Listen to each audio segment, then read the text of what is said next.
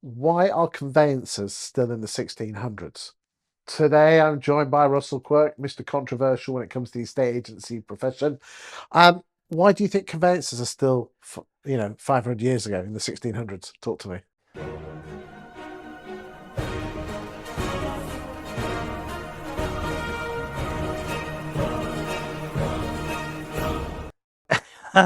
Yeah, this is again, we're being controversial, aren't we? This will get lots and lots of conveyancers criticising what I'm about to say. So the process of conveyancing does stem back to Henry VIII. So the dissolution of the monasteries could only happen if conveyancing was introduced to divorce those monasteries from the Catholic Church, right? Little known fact. And my contention is that it hasn't changed since. Now, I think most solicitors, most property lawyers, most conveyancers, I think they put their quill pens down a little while ago, but I'm not sure genuinely that they've advanced since then. Now, they will say, Chris, yeah, but look at all the other stuff that we have to do now in terms of IDs and compliance and mining searches and blah, blah, blah, and this regulation, that regulation. I get all that. But my view on the transaction process, which of course recently the government have talked a lot about in terms of trying to digitize and trying to improve, is you'll never improve it when there is a significant element of the conveyancing sector that is still stuck in the dark ages. Whenever, and I haven't sold a house for a while, but up till a year or two ago, I would still sell the occasional house for someone. And I would still get letters through from the lawyer confirming instructions. First class, nice kind of white envelope with a window and a letter in it.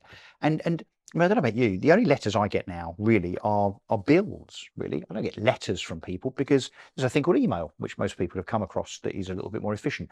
I don't think the conveyancing fraternity have really got that memo, frankly. So I think that a kind of an insistence on sticking with the traditional as property lawyers when it comes to communication, first of all, is a real problem that if that's not solved, will never solve the problem of transaction times. But the other thing is this lunacy where just about every lawyer is trained and then continues the following process, which is everything is done consecutively. All right. So in what order? I guess different conveyancers do things in a slightly different order, but nothing is done until the mortgage offer comes out. Well, okay, survey takes 3 weeks to get done. Mortgage offer takes 4 weeks to come out from Santander. That's 7 weeks. That's 7 weeks of your wasted time, isn't it? Then the local authority search gets applied for. That takes 3 weeks to come back from, Aylesbury District Council or wherever it might be. Then inquiries get raised, and those inquiries get raised, and they're standard inquiries. It's the same 56 inquiries that get raised on every single property, even though most of those inquiries might be irrelevant. So, and again, I'm not professing to be the lawyer in the room that knows that process in absolute minute detail. But what I'm trying to outline is, yes, there are lots and lots of parts of the conveyancing process. I accept that. And yes, there's liability. And yes, there are problems when it comes to, let's say, building control being paper rather than digital, and the Highways Authority taking 4 weeks to respond, whatever. I understand all that. Rather than conveyancers sitting there as they do whenever I sit next to one at a dinner or a lunch, and I have this conversation, you can imagine how well it goes down. And I said, look, why don't you just do it all at the beginning? Just set all the hairs running at the same time. Just do it all. Start literally as soon as you get instructed, apply for the local authority search. Just do everything. Raise the inquiries, whatever. They look at me as if I'm an idiot. Well, why do we do that? The search might run out. You go, well, okay. Well, someone should be lobbying that the searches maybe last 6 months, not 3 months. But actually, if you did everything at the beginning, the transaction would be much shorter, and you wouldn't have to worry about them running out, right? There is this resistance from the conveyancing sector whereby they want to do everything in the same way as they did. Okay, maybe you and I are exaggerating a bit in terms of the 15th, 16th century, but it ain't that different, and now there's more stuff to do. But now we've got some information up front. We've got some information is stored digitally, and we've got the likes of email. We've got various platforms that help with sales progression. We've got various platforms and CRMs that help and so on.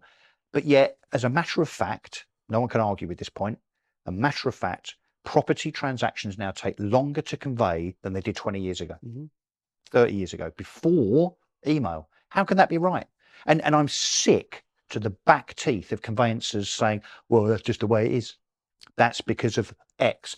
Do something about it. Either change your operational process, your practice of how you do things, or get together properly with a plan, lobby government, and do something about it. Because otherwise, as we're now starting to see, the government will mandate the way forward, and it might actually end up being worse. So look, again, shoot me down in flames as a conveyancer or a solicitor or property lawyer or whatever, but rather than just defending yourself and saying, yeah, but, you know, the whole, what's the Vicky Pollard defense, which is, yeah, but, no, but, yeah, but, no, but, right? Don't do that.